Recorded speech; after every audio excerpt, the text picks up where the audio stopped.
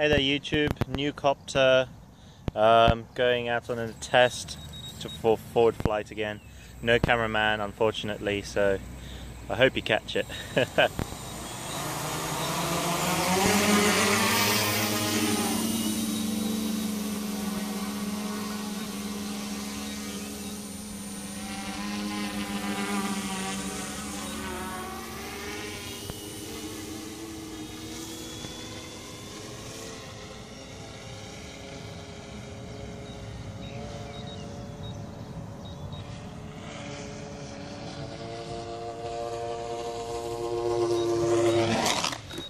Ooh, ouch.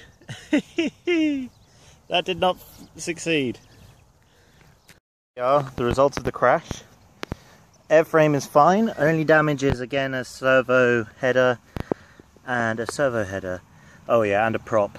But aside from that, everything's okay. I'm finding this is one thing about this hybrid is every time it crashes there's never any particularly severe damage, which is interesting.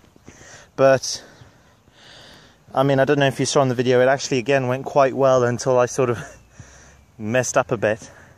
I think the problem here is trying to get it to work with just hardware can be difficult, and there's going to be a lot of crashes in doing so. But one thing I can say, it did work until it crashed. I know that sounds strange, but really it was flying forwards and it was flying great. The only problem I had is I switched back to copter mode while it was still flying forwards, and unfortunately it didn't like that and it ended in its crashing.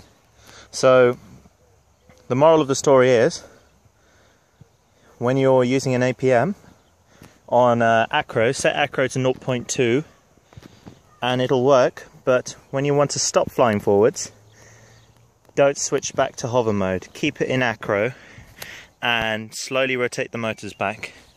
I want to go on to different projects now because I've been doing this one for quite some time. But this is something I'll keep at in the future. And I have to say, it's actually not that bad. It's a sort of half success. Like, if I'd got the time, I would carry on, and I'm sure no software, custom software would be needed. Let's be honest, no custom software is needed for this sort of thing. Just better piloting skills, really. And it would be handy if I had slightly smaller motors. These ones are a bit large, but it seemed just fine with the large motors. Literally, the problem is pilot error, really. Pilot error is the problem here. And the reason it's the problem is because I've never done anything like this before. So, learning experiences for the future. And when I have time, I will get back into this. Thank you for watching. So I finished the video saying I probably won't be visiting this back for a little while. So I thought I'd just say the reasons why, like the key reasons I think. Firstly, I want to get some slightly smaller motors.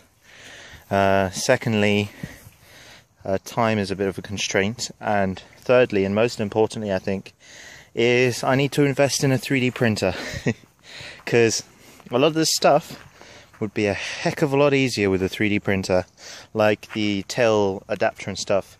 So I reckon probably I'll revisit this project if and when I get a 3D printer, which I hope to get some point in the future, but at the moment it's a bit out of the financial goals, so until then, thanks for watching.